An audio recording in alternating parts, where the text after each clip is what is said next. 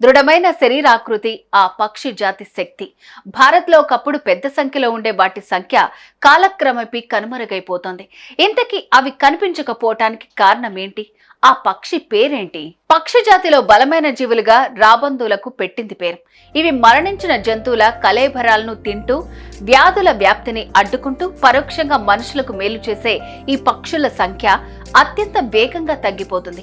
పశువుల కళేబరాల కోసం వెతుకుతూ ఆకాశంలో ఈ పక్షులు ఎగురుతూ ఉండేవి. కానీ 2 దశాబ్దాలుగా భారత్లో రాబందుల సంఖ్య బాగా తగ్గిపోయింది. అయితే అనారోగ్యం పాలైన పశువులకు చికిత్స చేసేందుకు ఇస్తున్న మందులే దీనికి కారణమని ఓ అధ్యయనంలో తేలింది. 1990 మధ్యకాలంలో 5 కోట్లుగా ఉన్న రాబందుల సంఖ్య ఇప్పుడు దాదాపు 0 అయిపోయింది. పశువులకు వాడే చౌకైన నాన్ స్టెరాయిడల్ పెయిన్ కిల్లర్ డైక్లోఫెనాల్ రాబందులకు ప్రాణాంతకంగా మారుతోంది. చాలా రాబందులు కిడ్నీలు విఫలమై చనిపోతున్నట్లు పరీక్షల్లో వెల్లడైంది. రాబందులను ప్రకృతిలో పారిశుద్ధ్య సేవలందించే జీవులుగా భావిస్తుంటారు. ఇవి చనిపోయిన జంతువులను తింటాయి. అంటే చనిపోయిన జంతువుల శరీరాల్లోని బ్యాక్టీరియాలు, పాథోజన్లు వ్యాపించకుండా ఇవి కీలక పాత్ర పోషిస్తాయి. రాబందులే లేకపోతే చనిపోయిన జంతువుల కళేబరాలు కుళ్ళి వ్యాధులు వ్యాపిస్తాయి.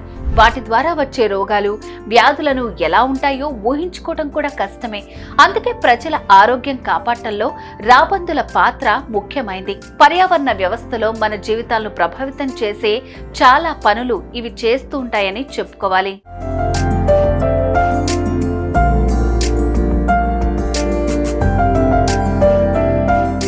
గత 20 ఏళ్లలో దేశవ్యాప్తంగా సుమారు 4 కోట్ల రాబందులు మరణించినట్లు పలు అధ్యయనాలు చెబుతున్నాయి. తెలంగాణలోనూ ఇవి అరాకొరగానే కనిపిస్తున్నాయి.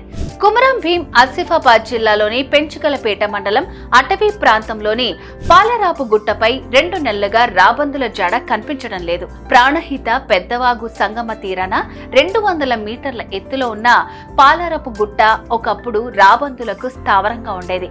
2013లో అప్పటి అటవీ రేంజ్ అధికారి రామ్మోహన్ ఈ గుట్టపై రాబందుల ఉనికిని గుర్తించి సంరక్షణ చర్యలు చేపట్టారు. 2 రోజులకొకసారి పాలరావు గుట్ట వద్ద ఓ పశు కళేబరాన్ని రాబందులకు ఆహారంగా ఉంచేవారు. అలా రాబందుల కదలికలను గుర్తించేందుకు పరిశోధకుడితో పాటు ప్రత్యేక బేస్ క్యాంప్ కూడా ఏర్పాటు చేశారు. దీంతో రాబందుల సంఖ్య 30 వరకు చేరింది.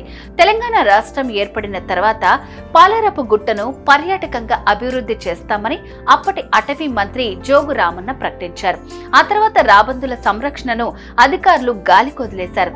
దీంతో ఆహారం దొరక్క, సంరక్షణ లేక రాబందులు తమ ఆవాసాన్ని మార్చుకున్నాయి. ఇక అలా వెళ్లిన రాబందులు మహారాష్ట్రకు వలస వెళ్లాయని అటవీ శాఖ వర్గాలు చెబుతున్నాయి.